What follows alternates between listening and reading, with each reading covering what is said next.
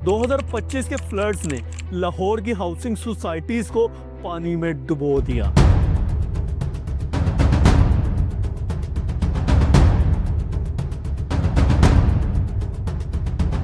और इस पूरी कहानी का एक नाम जो हर एक की जुबान पर है, अलीम खान। एक बड़ा बिजनेसमैन, एक सीनियर पॉलिटिशियन और फेडरल मिनिस्टर। उनकी बनाई हुई हाउसिंग सोसाइटी जिसका नाम पार्क व्यू है, वो फ्लड के नीचे आ चुकी है। लेकिन सवाल यह है कि अलीम खान ने रावी रिवर की जमीन कैसे हासिल की, किसने दी और क्यों दी।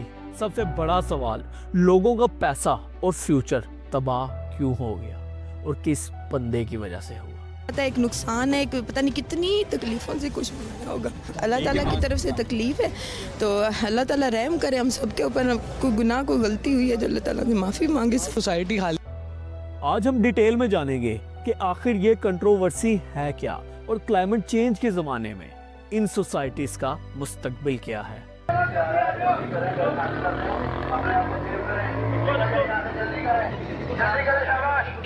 ये पानी बड़ी तेजी से आ रहा है, जल्दी करें, घर खाली कर दें, अपने आप को सेव करें,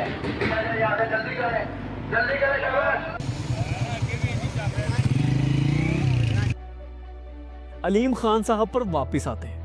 अलीम खान साहब की जो सबसे बड़ी पहली सोसाइटी थी उसका नाम था रावी एज हाउसिंग स्कीम, जो कि रावी के किनारे पर बनाई गई थी। रिपोर्ट्स के मुताबिक अलीम खान साहब ने 300 कनाल जमीन रावी के फ्लड प्लान से ली थी और फिर इसे एक्सपैंड करके पार्क व्यू सिटी बना दिया। अब पार्क व्यू सिटी का कुल रकबा 1100 कनाल्स पर मुश्तमिल है। लेकिन अलीम खान साहब को ये जमीन मिली कैसे? ये तो रावी दरिया का हिस्सा थी। रिपोर्ट्स के मुताबिक एलडीए और रावी अर्बन डेवलपमेंट अथॉरिटी ने इस जमीन की अप्रूवल लेके दी अलीम खान साहब को। लेकिन असली कहानी तो यहाँ से स्टार्ट होती है। आसपास की जमीनों को भी ऐड किया गया और इनलीगल एक्सटेंशंस हुई।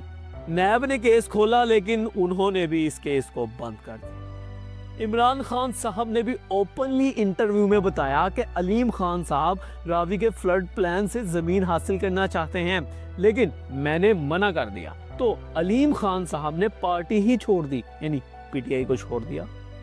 ये सिर्फ बिजनेस नहीं था, ये एक पावर गेम थी। जमीन ली गई, प्लॉट बनाए गए, उनको बेचा गया और बिलियंस का मुनाफा कमाया गया। मगर सबसे बड़ा सवाल, आखिर नुकसान किसका हुआ? 2025 के फ्लड ने एक्सपोज कर दिया, पार्क व्यू सिटी पूरी तरह से डूब गई। मकान तबाह हो गए, लोगों का करोड़ों का नुकसान हुआ और प्लॉट्स की वैल्यू भी गिर गई। ये सब क्यों हुआ? क्योंकि ये सोसाइटी रावी के फ्लड प्लान में बनाई गई थी, वो एरिया जो नेचुरली पानी का रास्ता था। जब आप नदी का रास्ता रोकोगे तो नदी अपना रास्ता खुद बना लेगी और दरिया ये नहीं देखता कि आगे सोसाइटी है या आगे किसी का घर है, वो चला जाता है वहाँ और उस सोसाइटी को और उस घर को निस्तो नाबूद कर देता है। गवर्नर्स का फेलियर यहाँ क्लियर है। इनलीगल अप्रूवल्स दी गई, इन्वायरमेंट का ख्याल नहीं रखा गया और अब आम लोग सफ़र कर रहे हैं। अलीम खान साहब की सबसे बड़ी और famous society park view city, जो रावी के किनारे पर थी, जिसका पहले नाम रावी एज हाउसिंग स्कीम था, फ्लड के नीचे आ चुकी है। और भी काफ़ी ज़्यादा छोटी मोटी सोसाइटीज़ जो रावी के बेल्ट पर थी, वो भी फ्लड के नीचे आ चुकी हैं। इन सारी सोसाइटीज़ की एक ही प्रॉब्लम है कि ये हाई फ्लड जोन में है और जब भी बारिशें ज़्यादा होंगी या मूनसून में फ्लड आएगा तो यहाँ पर ज़रूर आएगा, अगर कोई हिफाजती इक़दाम ना किए गए। फिर लोगों का करोड़ों का नुकसान होगा।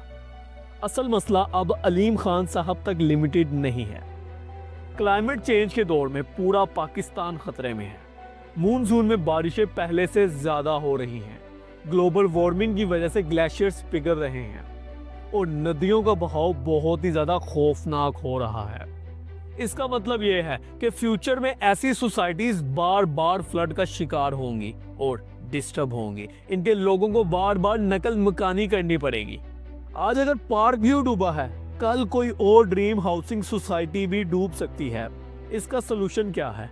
हुकूमत को फ्लड प्लान पर बनी सोसाइटीज पर बैन लगाना होगा, अपने रूल्स को इको फ्रेंडली करना होगा, पोल्यूशन को कंट्रोल करना होगा और जो ऐसी सोसाइटीज में प्लॉट्स लेते हैं उनको भी सोच समझकर इन्वेस्ट करना होगा, तभी हम लोग सेव रहेंगे।